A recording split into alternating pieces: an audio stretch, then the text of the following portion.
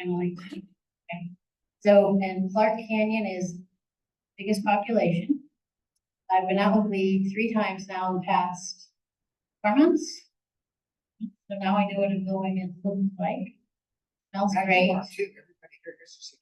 Smells great. It's in flower right now. It's good. As far as timing's a little bit later blooming. So, all right, I'm not going to steal your thunder anymore. Here you go. Ask that again. It's like an extended for the. Oh, I'll explain that.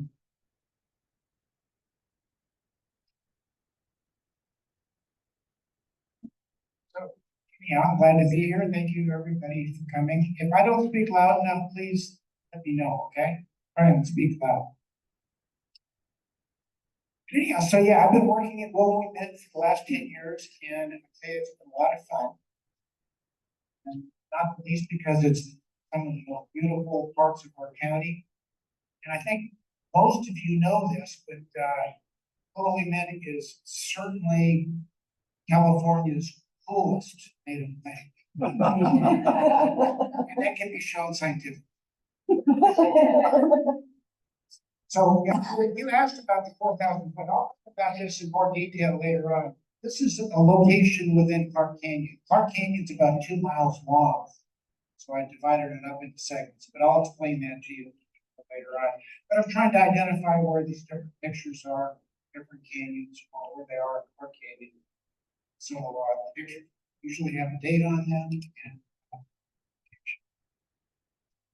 And so here we are in one of the really lovely patches of Willowy in Clark Canyon. Friends of mine. Bob is in the audience. Kevin Selnicker in the middle is the fellow that grew the plants that we have back there. Andrea's come out with a lot. We have a half a dozen or so people that go out there fairly well. And it's fun. It's really good. Let's see if I can make this work.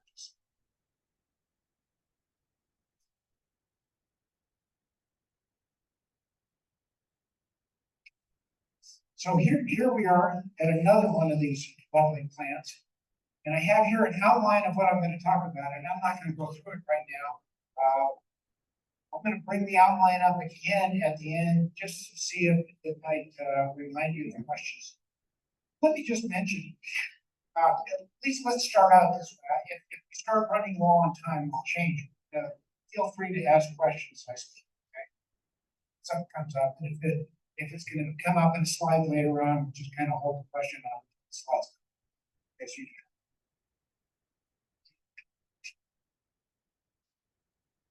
So this is going to be kind of a theme that runs through this presentation, and that is that we have a lot of myths that's currently guiding what people are doing in our world.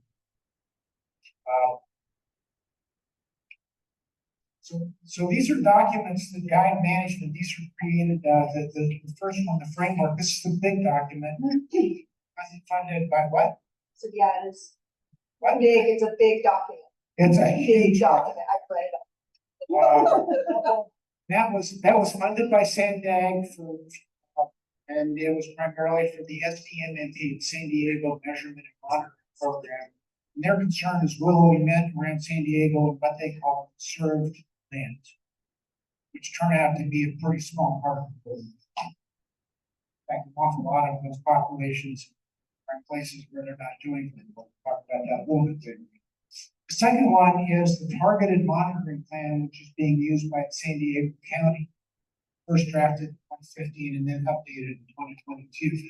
But in those two documents, I have a list here of 9 topics that they get wrong. We're going to address every one of them this talk. Stuff that will show you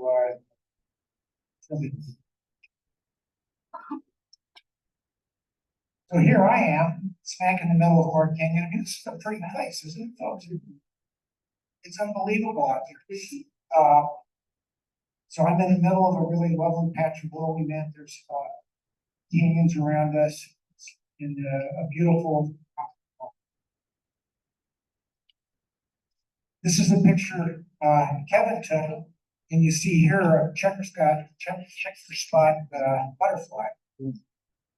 of the things that's really cool about willowy mint is that it attracts more different pollinators than you can count. People worry a lot about honeybees, putting our native pollinators aside, but you don't see many honeybees. Boy, you see a huge variety of other bumblebees, really cool insect called bee flies, still other little flies that just buzz around, lots of different colors. So it's really remarkable that if you're interested in insects, you enjoy watching willowy mint. Here's some pictures that we took a couple of years ago, just to get you a little closer up to the flowers. Pretty little flowers. They're in full bloom right now. This is actually a little late for them because late rain this year. They're in full bloom. So now let's switch over to gardens. One of the nice things about willowy mint is that they do great in gardens. So here's, for example, patch of willowy mint that I planted in my garden about 4 or 5 years ago. I put in one plant, and before you knew it, there were 6 plants. It had dropped seeds, and the seeds had come out. Now this is about an 8-foot area of willowy mint. In clay soil, it's irrigated monthly. It's really fun.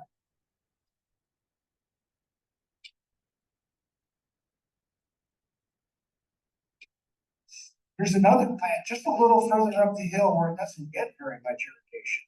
I took a picture of this guy just a couple of days ago, and it's in full bloom now. Just so it doesn't get very much irrigation, but again, it's doing fine. It's a very flexible plant. Here are a couple of plants that are next to a little creek that runs down the hill near my house.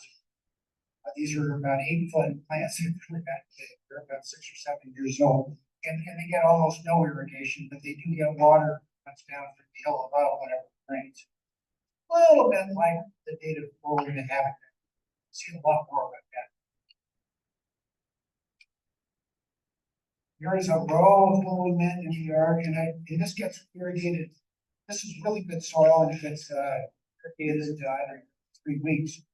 What we'll do here, go through with that hedge trimmer, and we'll clip it 6 inches or 8 inches after the willowy mint blooms. It can take a lot of trimming. And then last of all, here's a pot in my neighbor's office in my office. Stacy just loves to come out. She'll rub her hands through the plants and then smell the willowy mint scent. It's wonderful scent. Never smelled it before. If there's any of the left back there, try that. One of the things that makes it so attractive.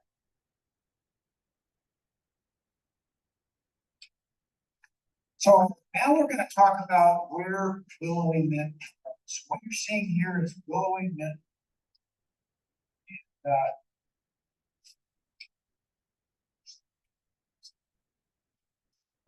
So this is what you're going to see if you look at like say Google Maps or something like that.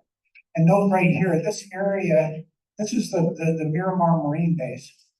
This area over here is this kind of crinkly canyon topography. And over here we're in Mira Mesa, and this probably used to look a lot like that 100 years ago until the place was developed. And there were some nice willowy mint populations out here, but they're not doing so. The reason for that is because of the development. What happens is, see right here is Lopez Canyon. No, here. Is that Lopez? That's what you were right. That one's Lopez. This is Lopez here. Oh, that's right, yeah. And this area right here is how it's building. And when it rains, water runs off the streets, people's yards, parking lots, and so forth. Back then, what they did is they ran it straight into the canyon. So all of a sudden, you get this intense flow coming off of these houses, and much more destructive flow that normal from that site. But then the other thing that happens is, they're watering in August. Water runs down the street, goes down into the canyon. So there's this steady, they call it drool, a steady flow of water.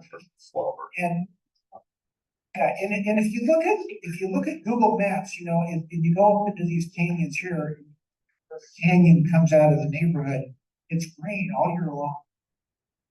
So it tells you that you have to sort of, neither one of those is fit for willowy mints, they're in decline. Pass used to be a nice population, it's small compared to what it used to be. We're gonna find that this is where they do the bedding down. So here's a map that has, that was created by the Fish and Wildlife. The data on it is 22, that was most recently updated. They updated every year. And right here is the border of the military base.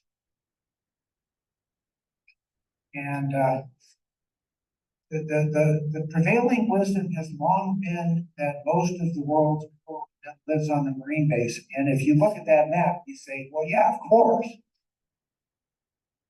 Very clear when you look at it.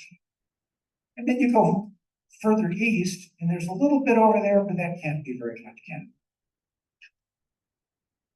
it? Yeah, so this is the first myth. The first myth is that most of the world's willowy net is growing on the marine base.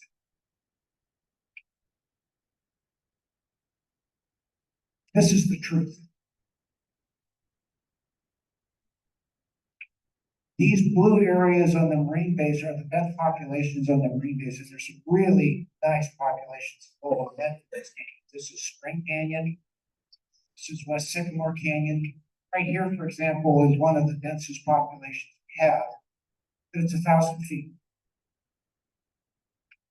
That's Clark Canyon. It's only barely on the map, Fish and Wildlife. That's 2 miles. Some of the best willowy net we have. It's amazing. So the reality is, most of the world's willowy net right there. What is that? What's that? What is that land? Oh, I'm sorry, that is called Clark Canyon. The county preserve? It's in a preserve and a private land. You know, I'm gonna show you the map in a minute. We'll look at that and see if you know that. What was that? So is this the middle of the Clark Canyon? Isn't that private? No, I'm gonna show you the map. Okay. The map. Here you are. So once again, here's the population of Spring Canyon, and most of this is on the base. There's a little bit down here that's private, belongs to some investors in Arizona. This is that 1,000-foot section in West Sycamore. There's some nice willowy in here, but this is where most of it is. Sycamore. And then here we are in Clark Canyon. This is the Sycamore County Preserve. So there's a little bit of willowy met up here. See a little bit. It's a nice population compared to the whole population. There's some little areas down here that belong to the county. And then smack in the middle of it is property that belongs to Mark's Marietta Mining. Friends of mine here in the world mining, and they freak out. I'll tell you right now that those people are great. I think they know very well that this willowy net, this property that they own, never be turned into a mine, never be developed, and ultimately served. They're not in any rush to let go of it because I think in the longer term they want to use it to trade for something. But in the meantime, they're really good developers. I'll show you what they want. This is the Fanita Ranch, and that's actually willowy net. And if they ever develop Fanita Ranch, at least they've set this area right here aside as habitat. So I mentioned the problems with what we call altered hydrology, the hydrology that's killing the plants in Lopez Canyon. Now, if we go to the targeted monitoring plan, actually in the framework, I think both of them will tell you that in this area right here, this is conserved land, so this is something that we pay attention to. One of the 2 most important threats to that willowy met is altered hydrology. Not true. The reason that it's not true, let's start here with Spring Canyon. Here's Spring Canyon. The surrounding Spring Canyon is more canyon, not developed. Nothing about Spring Canyon that makes its hydrology different today from what it was 100 years ago. I don't have all of Clark Canyon on the map here, but it's the same thing. You go up here, it's just more canyons. There's nothing about Clark Canyon that alters hydrology. So that's not a fact. The good news is that they're not doing anything, but 20 years ago in Lopez Canyon, they tried to put in concrete structures to change the flow of water, improve the hydrology. All that happened is that concrete got washed away. Forces of water running through canyons. So, see, people underestimate. Anyhow, so truth number 6. This is, the truth in contrast with the myth. The hydrology in Clark Canyon, West Sycamore, and Spring Canyon is the same as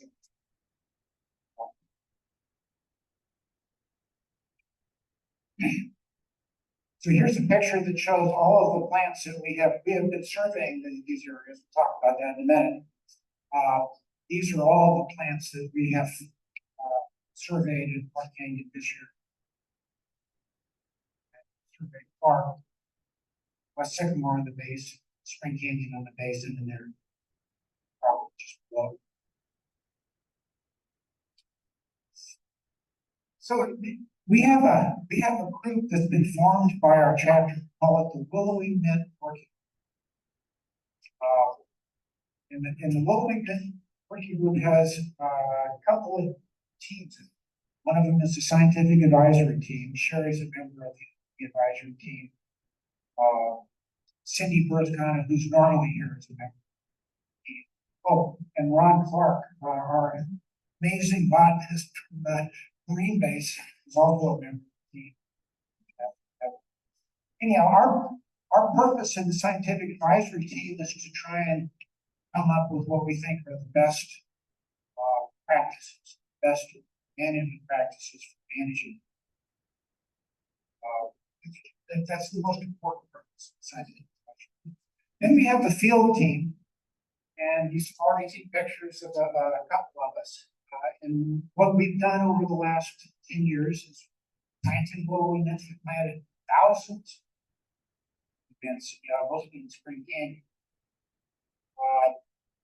Take an annual census. We started with the annual census in 2022, and we've done it every year now.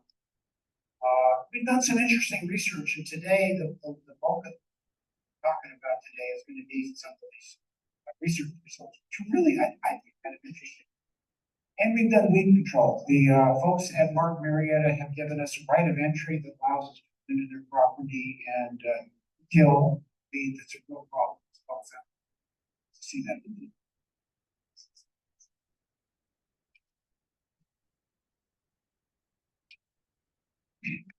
So here's a map that shows you some of the work we've done planting in Spring Canyon. By the way, it's a Sycamore landfill. I don't know how many of you know your way around here, but down here is Mast Road. Actually, no, down here is Freeway 52. Mast Road. Well, anyhow, these red pins show you where natural plants are growing, and these are two really good branches in Spring Canyon. This has got a reasonable number of willowy mints, much smaller than those. And then in this branch right here, sparse, two natural plants. And we planted probably something like 5 or so of the last 7 years. We're not planting now. We're having a little trouble with California Division of Fish and Wildlife. We need to get that back in plants. But anyhow, these red spots there, those are natural plants, and the blue ones are things produced. And I'm going to show you the matriarch, that little yellow spot in the next slide.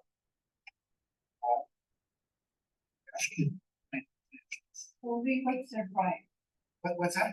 What's their problem? We don't have to. We don't have time. I've kind of dropped the subject for a while, but I'm curious. Is it because you're altering a stream bed?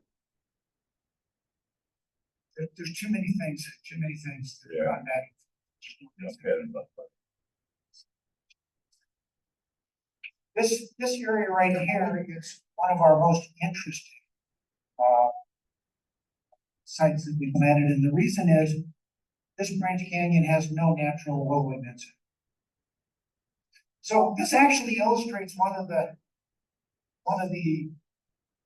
understandings we have in the plant. You know, go out and plant 500 willowy beds in a year, grow them 2-inch pots, and we can carry a bunch of them in our backpacks. Our expectation is that in any given year, none of them survive. On the other hand, we figure that when we have a good year, we're going to get good survival. That's what happened here. Planted in 2023. Something like 60 or 80 plants. A dozen of them are still alive and growing beautifully. And Jessie Dinya, who's a member of our team and also does a lot of surveying out there, said that a year ago she found a seedling dead here. She was back there again this year, and that seedling is still with us in its bigger. So what that tells me is that maybe we're going to have a stable population.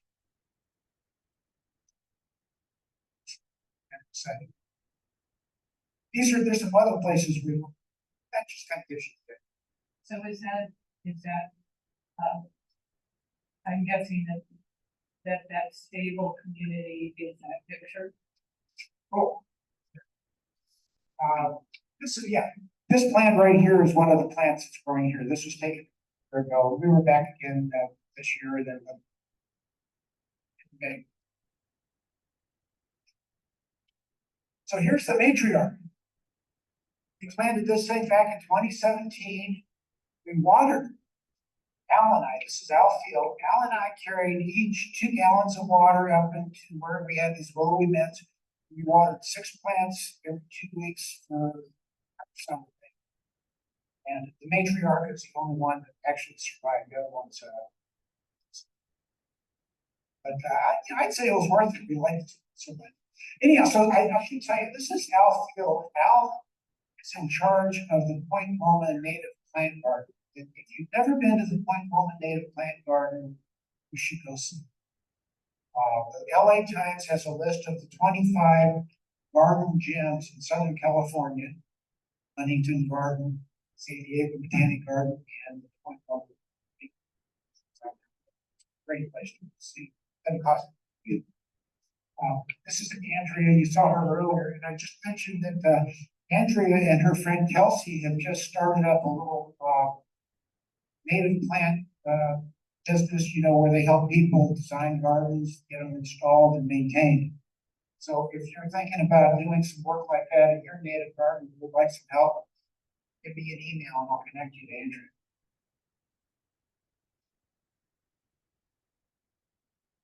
So here we were in, Cindy calls this the general dynamic.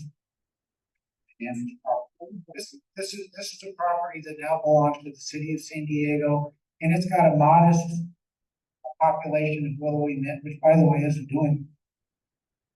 We were out there a year ago, so this is a group, part of a group, about a dozen of us, both from the city and CNPS out there. And look at it; it's a gorgeous day. It's a January day. Water is running in the creek. It's just gorgeous out there. Anyhow, none of those plants survived.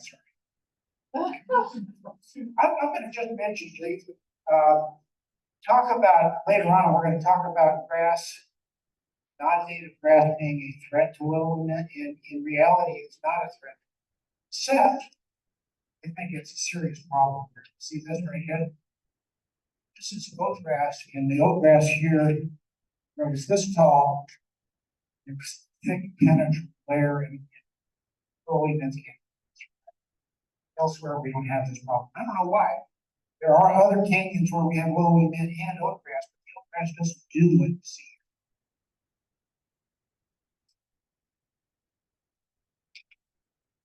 So here's some of the results from our census. Census is over the last 4 years. So what do you see here?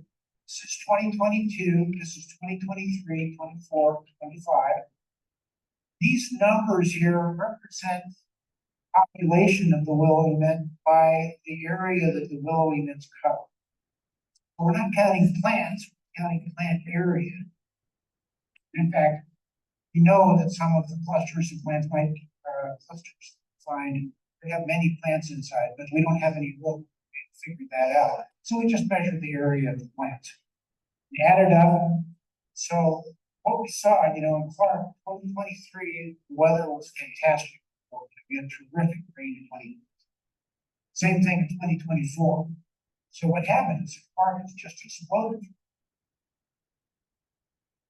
West Sycamore in spring, you see the same change. One of the things to note is Clark dwarfs everything. Just dwarfs it. So much in Clark. So here's a couple of things that are inconsistent with the prevailing wisdom. Number one, and the Marine Base is not the largest population. Clark Canyon is by far the largest. Number two, one of the things you hear about is that willowy mint is in decline. I've seen that written up, and I've heard it said more times than I can count. That's not a decline. We don't know that. I can't tell you that willowy mint is always going to grow like that. But at least it would be that over the long term, I think we can look at that and say, maybe it's stable.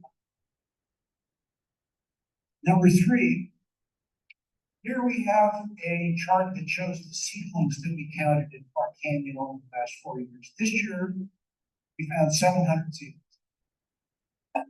That, to me, was absolute shock. The reason is we had so little rain in January and then in February. Remember that? It was really dry. And we got a little rain at the end of February and into March. We had some Easter. I was out the north end of Clark Canyon, and I'm going to show you pictures of that. So I'll wait until yeah, willowy mint has no trouble making seed. Plenty of seeds.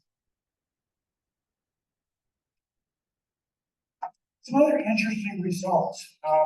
One of them is that willowy mint requires a minimum watershed to create a population. When I say watershed, so imagine you have a canyon. This is a point in the canyon. What you do is you add up all the area of that canyon that collects rain so that it runs down into the creek and then runs past your point. That's the watershed, that particular point. Obviously, as you go further down canyon, the watershed increases. I think maximum watershed in Clark Canyon is something past 1,000 acres. Willowy mint requires a minimum of 80 acres or 100 acres of watershed before you're going to have your first population, or really any plants at all. Second one is the watershed that is optimal growth. So this chart here is density. This is not something you find in the literature. We haven't had to measure before. When I say density, I'm talking about the area of plants within 1,000 feet of canyon. Density, as you can see, varies hugely. You're 200 up to 600. Big variations. You're in an area with a dense population, really no.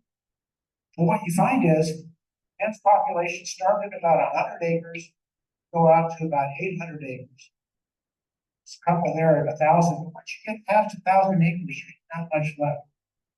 Yes, you find willowy mints at further downstream. You just don't find very many. I think it's because with all the flow going through the marshes.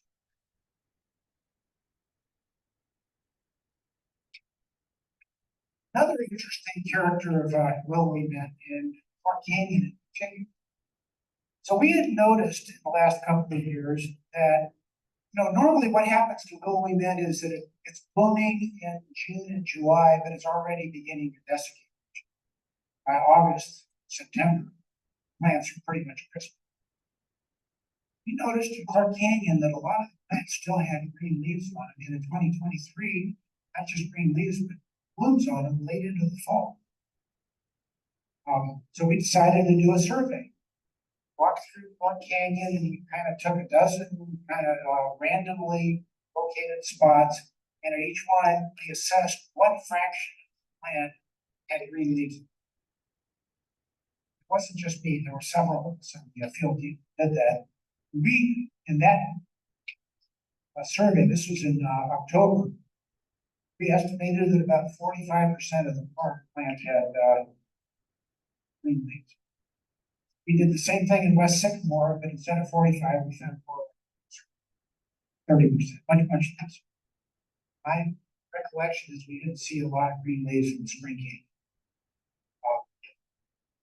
Now, just to remind you, in August, about August 20, we had Tropical Storm Hilary came through and dropped about an inch. So that was a big source of water in the summertime. But look, this is 2 months later. Plants are still green and many of them. So what I think is happening is that the water is percolating through the hills and then running down the creek, and the willowy mint is reaching down and getting nourished by that groundwater. We'll see examples of that in other ways. But I think that this is an important factor in why Clark is such a great place for the willowy mint.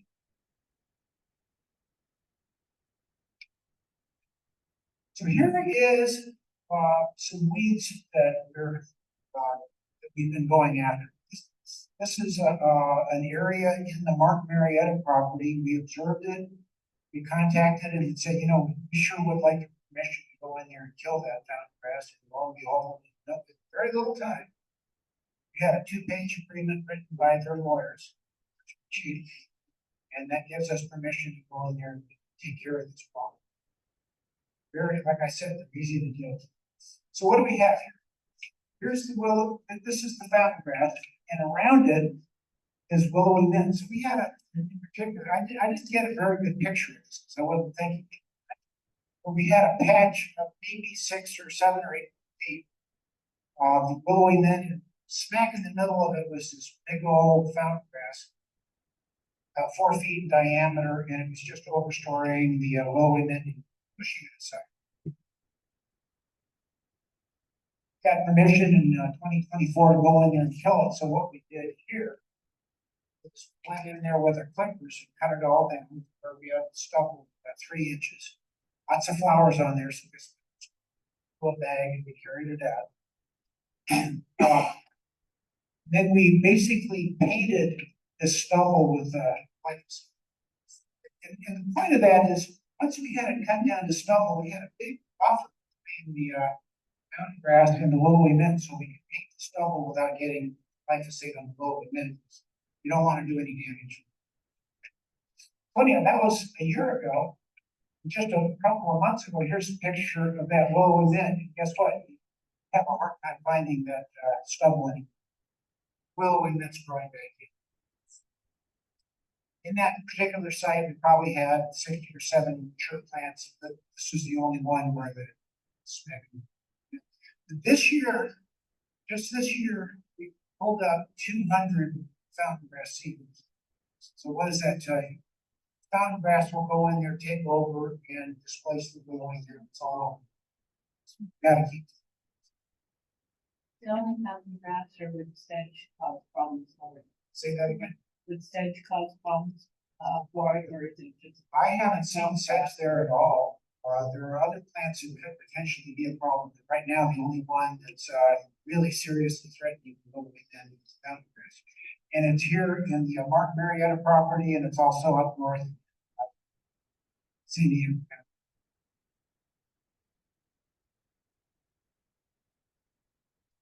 So here, I told you I was going to give you an idea as to what I meant by these feet numbers.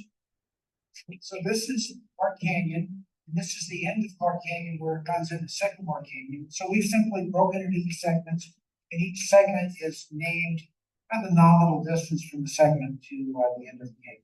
That's it. But it allows us to keep track of what we're talking about. It's such a big canyon. This is the coping method. the altitude? The altitude is probably something like 600 or 800 feet.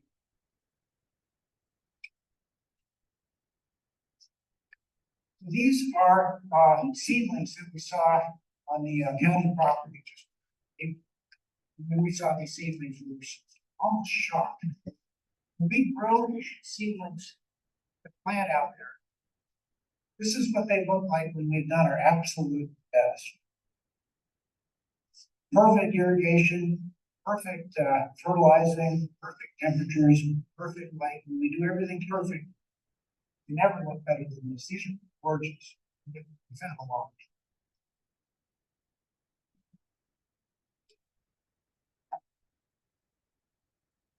Now the question is, okay, so we know we have seedlings, but some people are going to say, well, you know, but the seedlings don't turn into mature plants. That actually is one of the things that's written into these guidance documents that we talk about. Seedlings don't germinate, and the seedlings don't grow into mature plants. So let's take a look at this. This is the main channel. This is the boundary. We're in Mark Marietta. This is the county. Here is a little side branch. And it runs along here. This is the main channel. This is this little side channel. You can see it here in more detail. And they don't touch each other. Places they run close. Let's look at this area right here at the very tip end where it comes together. This is what we call confluence of these two streams. This is a blown up picture from the from Google Maps. Show you something.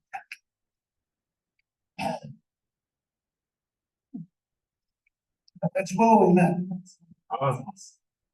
And Willowy Mint wasn't there in 2021. This is what it looked like in 2022. After 2022, we saw all the seedlings surprise. We found something like 100 seedlings over a distance of about 50 to 80 feet. So, of course, we had to go look at it the next year. They turn into mature plants. This is not the only place where they do that. They do that. We see that in a lot of places, especially in gardening. Here was again, you know, I was with my friend Bob in February, and this is the row that we were talking about. And they're all dormant there. See, they're mostly brown, but there's a little bit of green popping up here, just beginning to come out. Another gorgeous day, and with the water running down the creek. I wanted to point something out. Here's the plants, and there's the water. The water's flowing just side of them. Talk about that more. And here we are with Mark. How many of you know Mark? He's the guy that formed our habitat restoration.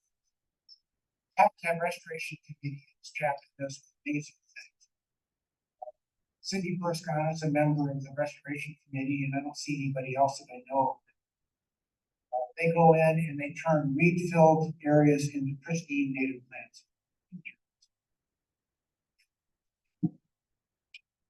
And then this is what it looked like just a few days ago. These are all in wood. Really an amazing part of the game. Now, this is actually getting into what's really new in energy. This is something we figured out just this season. So we're in the 7,200 foot section. This is where we were just a moment ago, the 6,400 section. So just a little bit up above it, and this is county. This is all Mark Marietta here. So what I've plotted here are red dots wherever the seedlings are, we observed. And then there's blue dots, plants. And this year we have a pretty decent GPS. The GPS is about 5 or 6 feet. So as you can see, it doesn't. Notice where the seedlings are. See a pattern here, folks? Seedlings are growing in the creek. Plants are all over the place. That's kind of an interesting result. Is it possible to do course change? You're stealing my thunder. No, you've got it exactly right.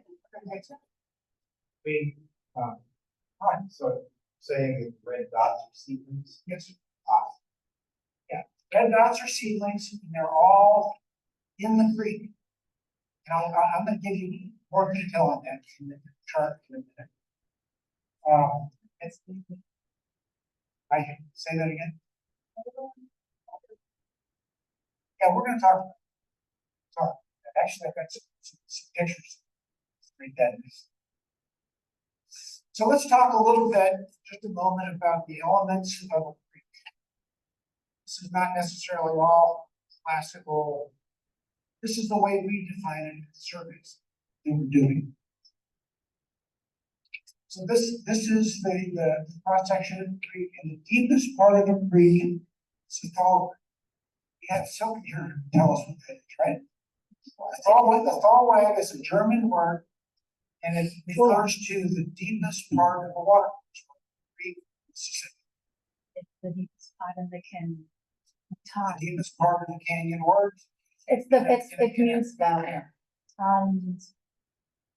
anyhow, so that's it right there. The deepest part of that is the thaw wag. And then we're calling what's between the thaw wag and the edge of the creek bed. The idea is that the creek bed is not very far above the thaw wag, but it gets a little bit less flow than the thaw.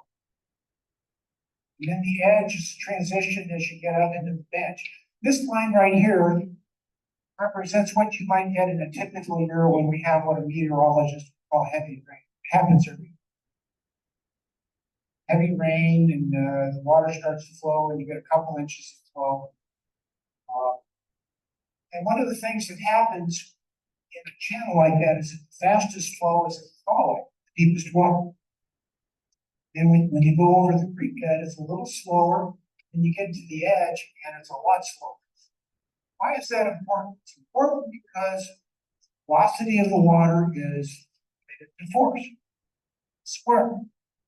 So let's say the water is going twice as fast here as it is here. That means that the force is 4 times as big. One of the things we'll see in a little bit is we don't see an awful lot of plants where the fastest flow is. Now, this is the traditional way to look at it. Oh, I want to mention one other thing. This is a heavy rain, but every now and again you get a flood. When you get a flood, the water overflows the banks, and the hydrologist will call the flow over the bank rain.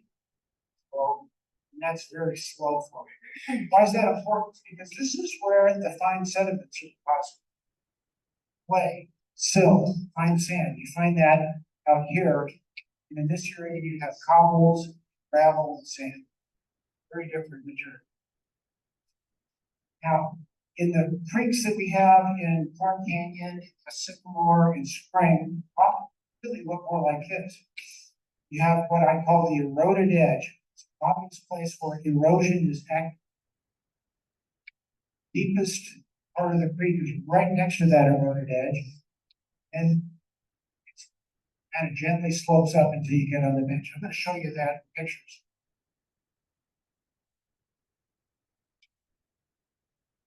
So here we have, this is a section right here. There's a little bit of curvature here. This is at the 7,200 foot where I just showed you the picture. Bob is standing up on the bench. The bench itself, one of the differentiations of the bench, because of all this fine sand, clay and stuff, this is where the sage scrub plants. You don't see sage scrub plants from the edge of the creek all the way through. Here's your willowy mints, and those things were mostly in this picture, mostly growing on the creek bed, not in the thaw wag. The thaw wag is this area here that is darker, and the reason it's darker, it's got more water flow, and the rocks get stained by the water. You see it up and down all of these. So generally what we do is we define the thaw wag to be where the water's stained, rocks get stained by the water. So let's look at this again. Here it is with labels: bench, edge, span between the bench and the creek bed. The idea, again, I'll say it, is that the creek bed is just a little bit above the fallway. It's close enough to the bottom of the creek to where the plants can get down into the ground, but not in the worst flow. Here's another creek. This is further down in the canyon. This is 4,000 feet. Once again, big fall wag. Actually got a fairly narrow creek bed, but look at that. This is where the low limits are growing. And then in the bench area, this has plants, as you can see, quite a lot of plants up in the bench.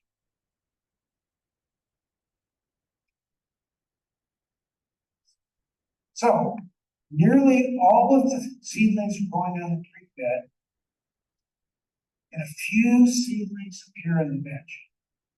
Numbers are like 90+% grow on the creek bed. By the way, they don't grow in the fall.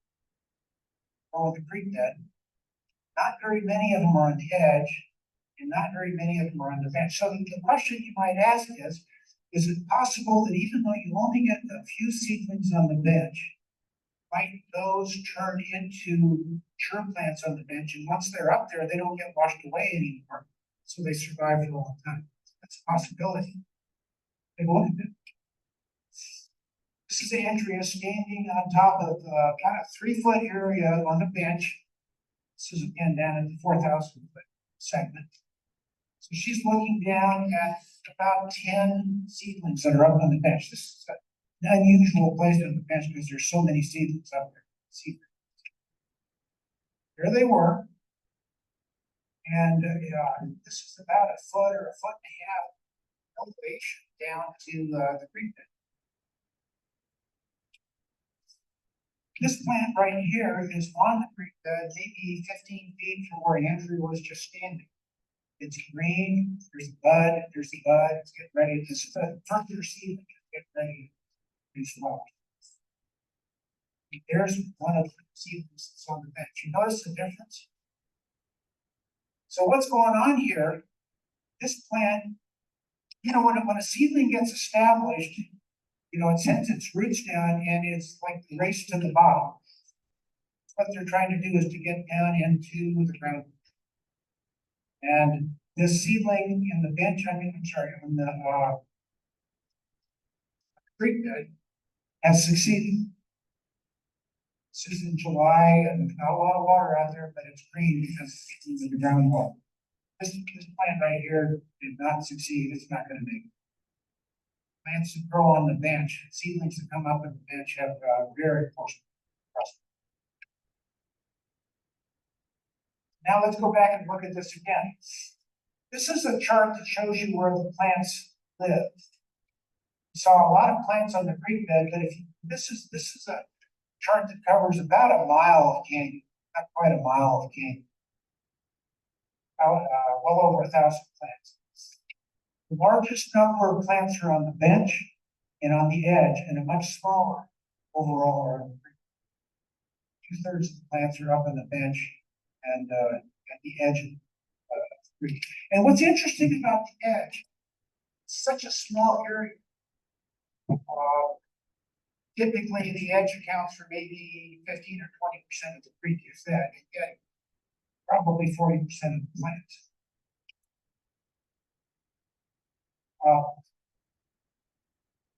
And I can sort of explain that in the sense that if you're a plant and you're living on, let's say in the fall wag or in the creek bed, what you want to do is get on your hands and knees and crawl over the edge. And that's where the flow is, right?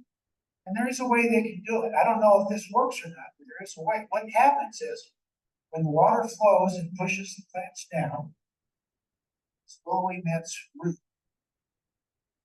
The other thing is that the flow variation across the channel. This is flow in the center of the channel. This is flow at the side of the channel. And a fluid dynamicist would say that is flow that has curl. All the name for it is curl. What it does is pushes the plant over to the edge of the channel where it roots. So eventually the plant can move over. Now, I don't know if that's as important as other mechanisms we're gonna talk about in a minute. But, the other thing that sort of suggests that maybe plants don't start on the bench and then grow there is this particular behavior. These plants are all on a line. These plants are all on a line. Sort of see that same behavior here. Those plants are following an old channel.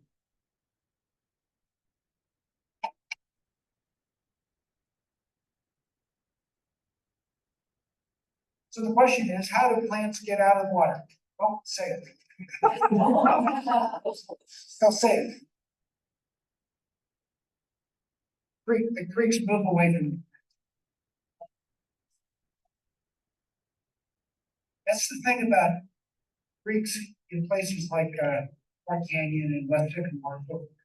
They change. And they change by two different ways. One way is from channel migration. Talk about that. And another way is what's called an avulsion, or a sudden change in course. I'm going to give you examples of both.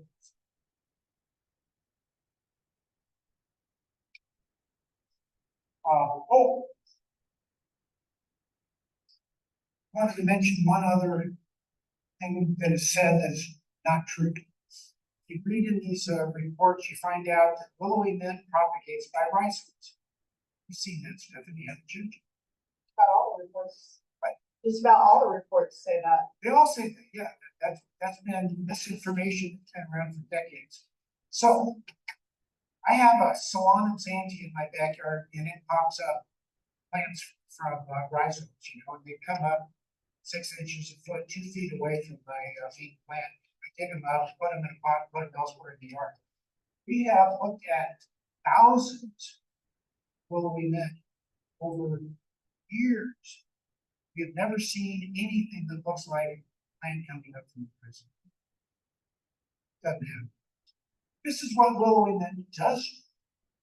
See, this plant right here was re-whipped to the ground in September. Say it was a mistake, and I don't want to go into that.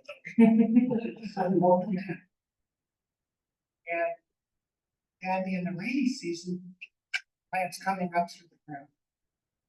And I've seen that other times as well. I saw a plant that was housed to the ground by a deer. The same thing happened, came up through the ground. I saw a plant that had been in a heavy flow. Basically, it had been sheared off and covered up by sand. 3 weeks later, there were these little green leaves coming up through the sea. So willowy mint comes up. They don't send out runners horizontally. So the point of that is they can't use runners to get up. So this is one of our truth 5. This is truth number 5. Willowy mint does not use rhizomes. So now let's take a look at how erosion changes channels. You have this flow in a channel going like that. Typically what you find is erosion, this part of the flow. So that part of the bank is going to have active erosion. And on this side, it's deposition. This kind of an area right here is called point bar. We're going to look at point bars now. So what happens as the area of deposition moves, so you get sand and gravel and cobble building up, and on top of that, you're going to get the fine materials, the silt and clay.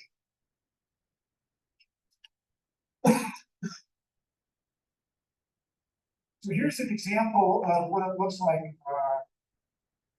section of Clark Canyon. So this is the sage scrub that's growing on the bench. Areas of fine soil. Go down, see that it turns into sand and gravel. Lots of cobbles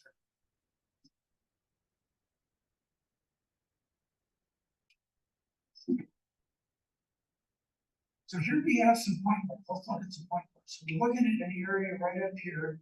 These guys show you where some of these point bars are. Again, Martin Marietta County Reserve, Sycamore Reserve. Point bar, I'll take point bar, point bar, point bar, point bar, larger point bar, Down here, we see evidence of avulsions. Sudden shifts. And so you can see where the point bars are. Here's the point bar, and the plants are here, not here. See that? This is the side where you get the active erosion. Active erosion here, plants. I'm going to show you that in actual pictures. Same thing here. And then down here, we have these areas where the plants are departing the creek and following an old creek. Show you some examples of any chance to walk through lots of plants. So here is, actually, we can see it right here. We're looking at this point bar. This is the picture that I'm showing you. This is the erosional edge. So that's the deepest part of the flow. You can see the dark color of the following, except down here, it's white because of algae, which is, again, it's a deep. Plants going along here. There's a plant up in the, there's a plant, there's a bunch of plants up in the picture. So now we're looking at this erosional edge, and there you can see it. Here's another erosional edge. This, finding the erosional edges that are deep, right? Plants like that. So here we have Bob and Kevin and Beth. Beth, by the way, is another of our members of the habitat restoration. She does these. But anyhow, here's the erosional edge. Plants on the creek bed. Plants at the edge. Behind that, there's another over here, right here. And you can see that kind of gentle slope as we go out of the creek and up into the beach.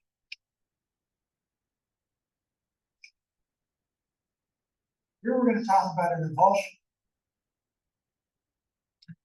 In 2017, we were trying to grow plants at Spring Canyon. We had some that we planted there, and some of them are still with us. Couldn't get to them. The reason we couldn't get to them was that there was heavy rain in 2017. This is the creek running through Spring Canyon. It's a raging torrent that lasted at least maybe a month. So that was frustrating. We did get back into them, and by the way, that was a place where we would see some plants washing away.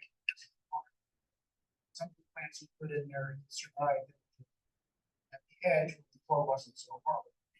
Anyhow, so we're back to this area you saw earlier. This is the side canyon. This is the main canyon, the way it runs today.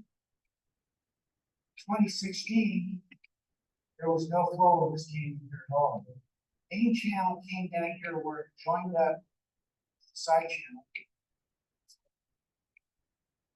2017, this is in December. This happened in January 17.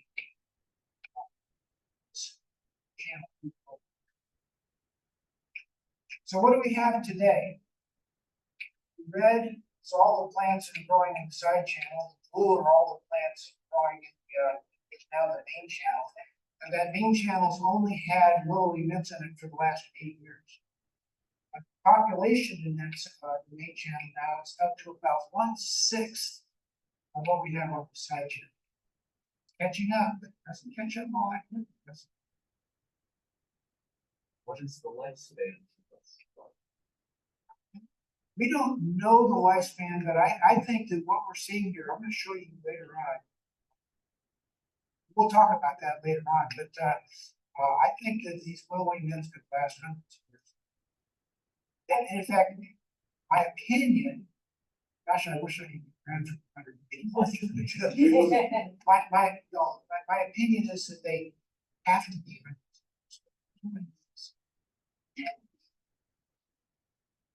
Here's another avulsion. Again, Martin Marietta, Civil Officer. Right here, it's a little hard to see, but there's a little island. See it pretty well there. 2004, there was only flow in this channel right here. In 2005, this channel. 20 years ago. So what do we have? About the same number of plants growing here as we have growing here. In fact, this area right here is a hotbed. You see,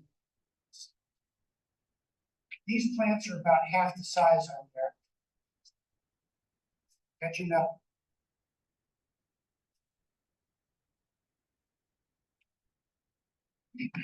Now we're in another point bar. This blue line right here is a golden channel. That red dot right there is Anthus.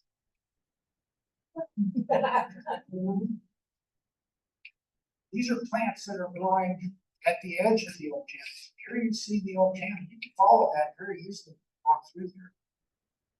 And these are the plants that are growing at the edge of this old channel. This plant right here has got a diameter of something like 7 or 8 feet. It's a big plant. It's big.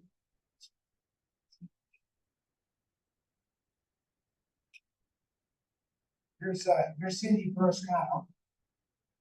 Another good channel. Follow this one for 300 feet. Cindy right there in the red dot. She's taking data on a plant. There's another plant right here. There's a big plant right here. A lot of plants, as you can see, growing along this whole channel.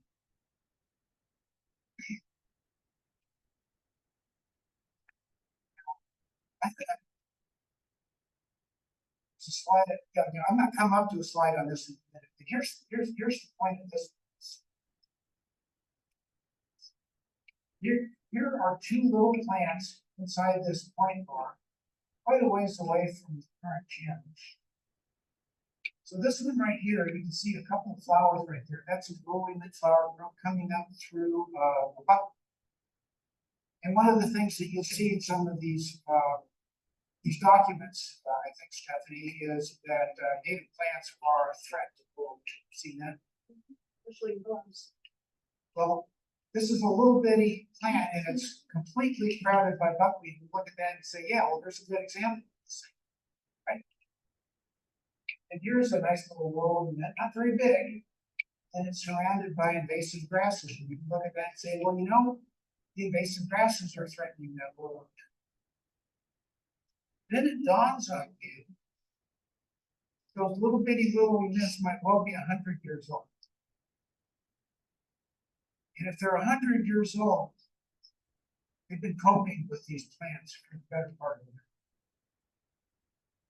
It's hard to convince me that the plants that are crowding these willowy nests are threatened. My opinion is that the willowy net grows there, it's fine, coexists with the plants that are around it.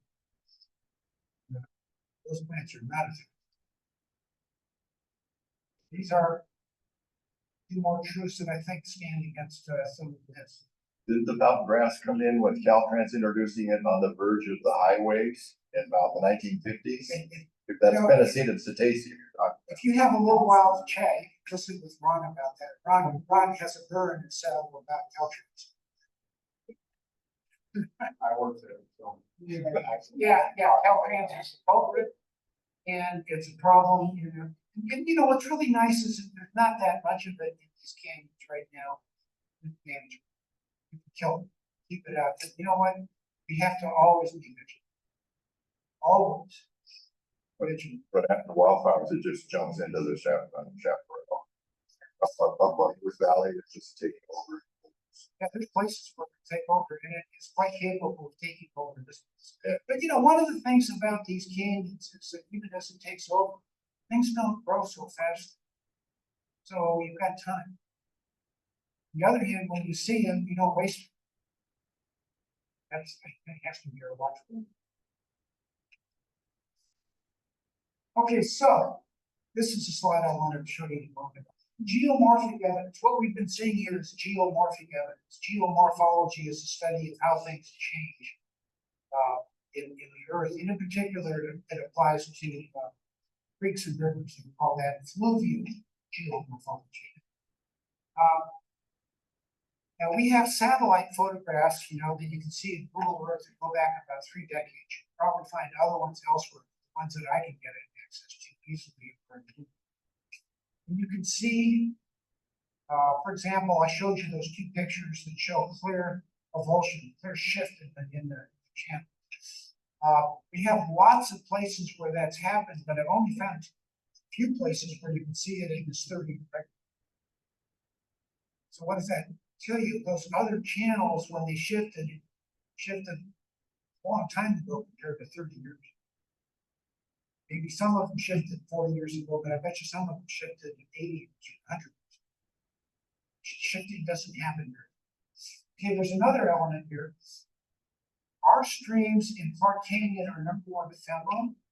That means that they stay dry almost all year long, get wet once in a while. They are low water, but just to say they don't have too many branches coming in. And they're steep. Clark Canyon has a 3-degree slope. That's steep. Here are other streams. Oh, in fact, I'll just say this. I talked about this with a friend of mine who's a hydrologist in Indiana. And he asked me if they were steep or shallow. I said, no, I think they're pretty shallow on the slope. We started that. You have steep compared to Indiana. Indiana has the.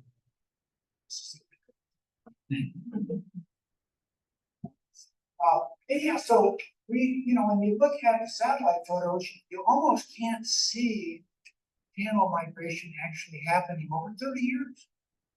These things are moving, but they're not moving much in 30 years. Well, that's a characteristic of these kinds of streams. You can talk about that in these situations produce very slow changes in channel migration, and you don't see it in water. What does that tell you? When we have plants that are growing on these point banks, anyhow, when we find plants growing there, those plants, if they grew from a creek, and then the creek moved away from it, that represents a very long time. We like to think of things in terms of our human experience, or this plant experience takes place over a much longer time scale than what we do. So the geomorphic adaptation, these plants are adapted to these creeks in a way that other plants aren't. Now, erosion is considered to be a threat. You've seen that all the time. Erosion is a threat to these plants. And yes, indeed, I've seen plants that are eroded away. Cindy's seen lots of plants that are eroded. But what does erosion do? Erosion moves these creeks around. It erodes one side and it fills sediment on another side, which then soil comes up, the plants go up with that, and now these plants are living long lives on the bench. A lot of them got washed away in the process, but there's plenty of plants left over to grow on the bench. They have adapted themselves to take advantage of this erosion process to distribute themselves across the in fact, yeah, here, see, once again, here we're back to this picture we had earlier. This is the skinny little creek. These guys are covering tens of feet, 50 feet, 100 feet of canyon here. Now think about it. What happens in the 1,000-year flood? The flood that I saw in Spring Canyon might have been a 10-year flood. It was a raging torrent. We have a 1,000-year flood here. Guess what? Last, let's say since the last ice age, we've had 10,000-year floods, right? So they happen. When you get a 1,000-year flood, you can very easily wash away everything in channel. But if you've got plants going off on the bench, way off to the side, you have a reservoir of seeds that can establish. Being able to get these plants away from the creek is an adaptation that enables them to survive the 1,000 years. So, on the basis of that, as far as I'm concerned, erosion is Willowy Mint's friend. It's not a threat. It's something that Willowy Mint takes advantage of for its long-term being 10,000 years survival.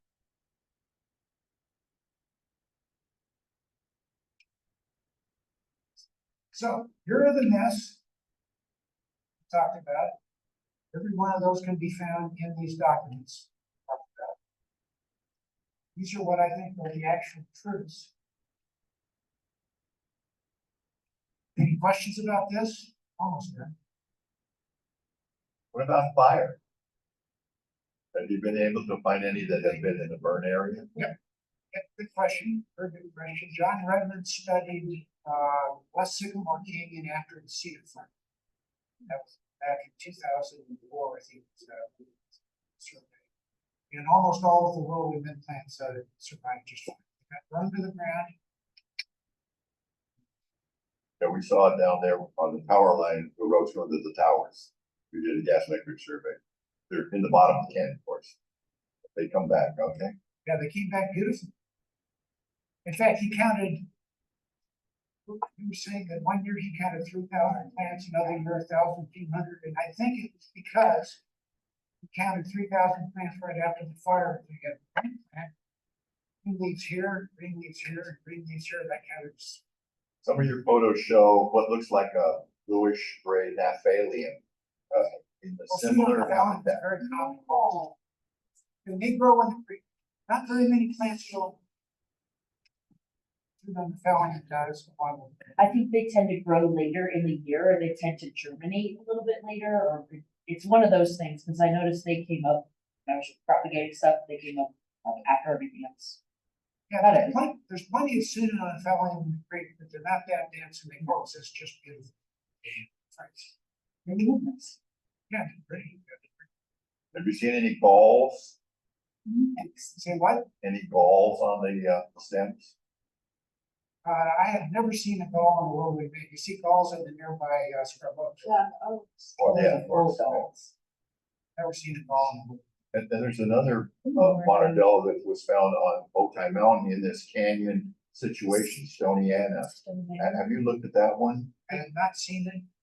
Its habitat is enough different to tell you that it. Yeah, it's not in the cobbles. Yeah, Way very far. Vice versa. They used to be the same species. yeah, they used to be the same group. This is all Mission Valley Formation because of these cobbles, right? I- You're an Eocene. It might be the Linda Vista formation. Right? You know, It doesn't.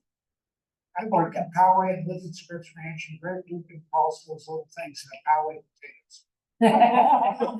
So they're not, and they actually propagated the soil. I think they do. They're everywhere. So, I received a little seedling at the December 2023 meeting when I first joined and planted in my yard. Mine doesn't stand completely straight up, but I measured it, it's most of it flops over, it's 4 feet. That's wide. what they do. Yeah. They don't go up, they go. It'll just like a year and it just completely, it's They taken go over. fast, has a very fast growing part, and as you saw, in that area where we had that row of seedlings, it turned into mature plants, those shot up like a rocket. They don't all, So what can how do I collect seeds or do I try to find if it like puts any seedlings off? How do I spread those around the rest of the neighborhood? You could propagate from seeds. what one of the things you can get, you can get a flower and rub it, if you see the seeds come out. Yes, but what you can also do is you can just kind of, after the flowers are dried out, let's say it's late August, or September, something like that, you can just cut off the flowers and put them in a container. Actually, you know what? If you don't need too many seeds, this is the fine way. Just put them in some kind of a box. Just let them sit there for a couple of months and seeds will fall out. You won't get very many of the seeds that are in the flowers, especially if you Paper bag too, so it can paper bag. dry out faster. Then I have to figure out how to plant seeds. Yeah, it's not too hard. If somebody has a problem.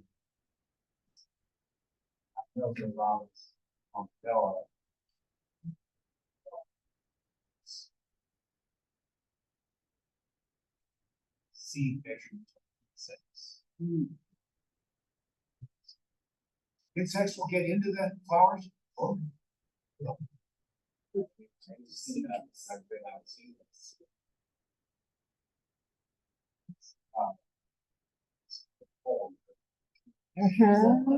Sages, they do that all the time.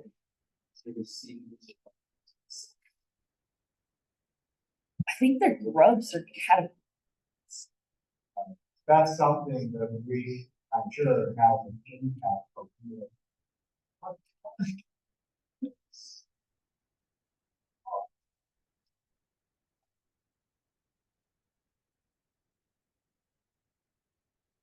So one thing that's good news about rural men is that if you have plants this big, you will produce amazing numbers.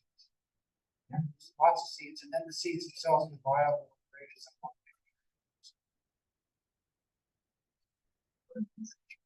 Say what? They need a chill, They need what?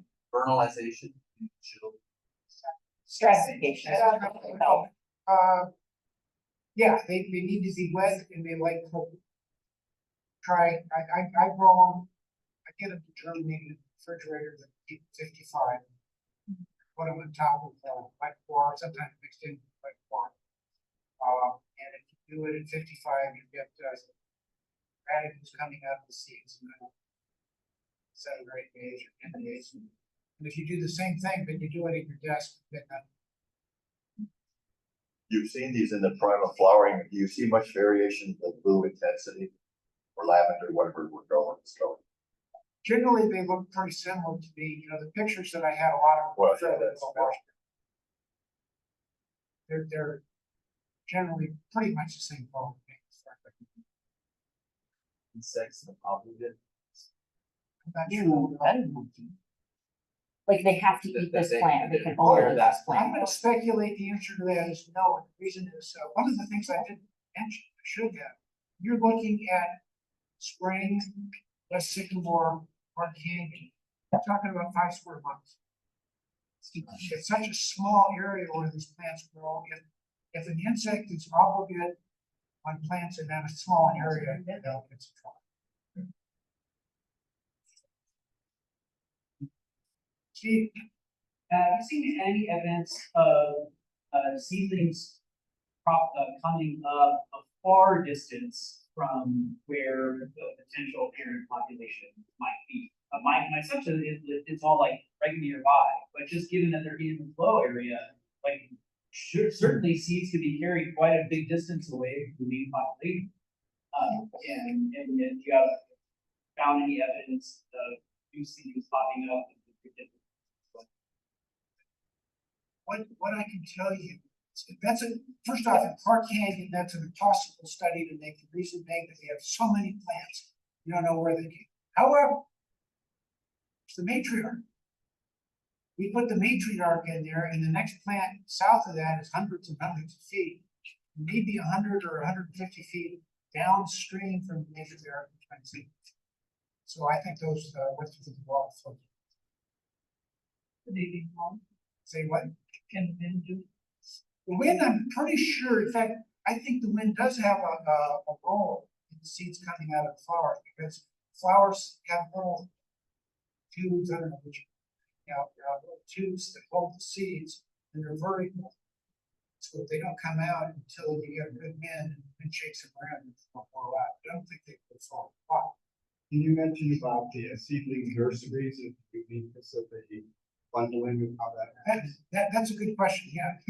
When we're out there, when we observe seedlings, we don't usually, we see them one here, one there, and 2 there. There are an awful lot of the times we come across what we call seedling nurseries. This is where you have an area 5, 6, 7 feet across, and there'll be 50 seedlings. So the idea is that if the seedling likes the place in the creek, it's no surprise that other seedlings follow it. There was that area I showed you on the bench. Apparently a very good place for seedlings, all the seedlings, none of which would survive, That's another kind of way of looking at questions. Do they transplant well? You can dig them up and move. That was something that they did when they paved over the population, the Carroll Business Park. They dug up a bunch of plants and planted 4 different sites, and I think they have one site where the plants didn't survive. And actually, they're still surprisingly well. It's big here. It's not a good site for it, right? Steph, So my question is this, in the Grenadier reports, they're saying that there's a large lack of recruitment specifically at Nichols Miramar. But then based on your reports and your surveys, there's a large amount of seedlings that's happening on the edge outside of Nichols Miramar at, Clark Canyon. outside of the case, So, or where your survey at Clark. So there's a big difference between the recruitment that Bernadero is seeing and then the recruitment that you're seeing. The like insight as to why that might be. you know, we're out there every year, so we're pretty tuned into what a seedling looks like. And by the way, it's not hard to identify a seedling. If you're not sure, you can just touch it. It's very mentioned. I can tell you that seedling creation in much more intense market than there's any other place in the world. We're seeing, I don't remember the number, I think it's maybe 50 seedlings in the second. Which is not, in terms of the number of feet of canyon that they live in, it's not that different. Right. Places. Spring Canyon, we found seedlings, but not 50, maybe.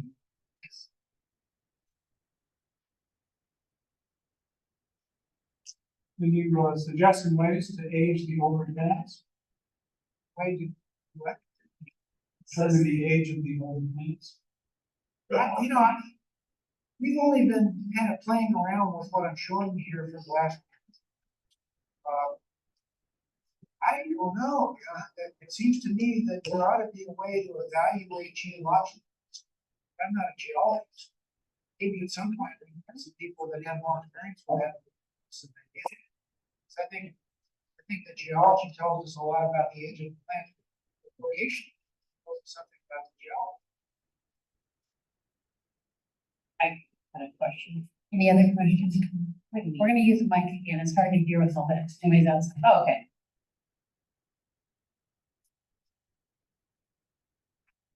So, if we live somewhere where we don't have the Poway potato type soil, what, what kind of conditions do people generally want to plant these in where they'll do well? And like, specifically, like, potted ones, how do you get them to thrive? Yeah, I could have talked about that a bit. The reality is that Willowy men is very tolerant.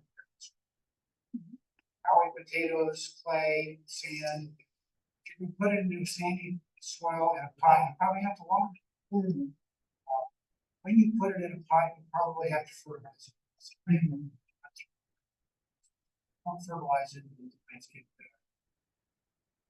So, Yeah.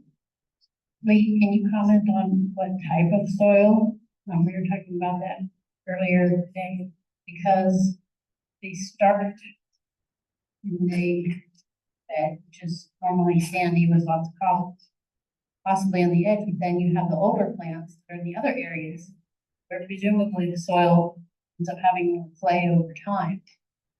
So in terms of propagation for long term, like in your garden, what would you suggest? Like, what's the best soil that it would survive?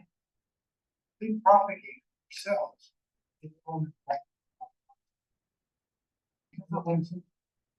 Fertilize it with half strength and because you're effective. Then just find where I water it with half strength. I don't. Casting can be fun. Now they're very tolerant, very tolerant. You know, I've seen them grow on a lot of different soil types. You like water, can't overwater. Over. This can take more water than this.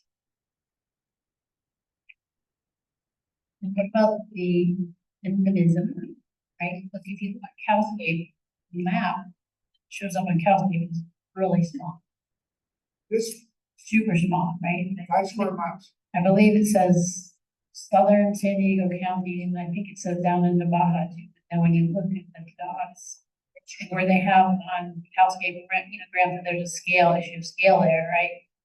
It's really, really a super small area, so it's no wonder that they're listed, and they should be.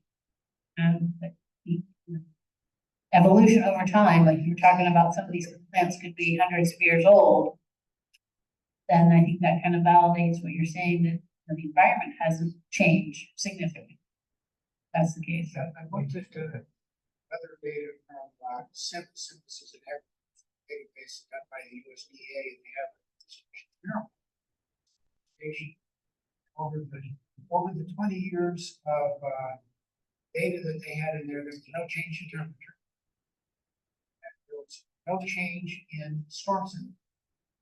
So we have as far as that data set, closest to one that they're not seeing much.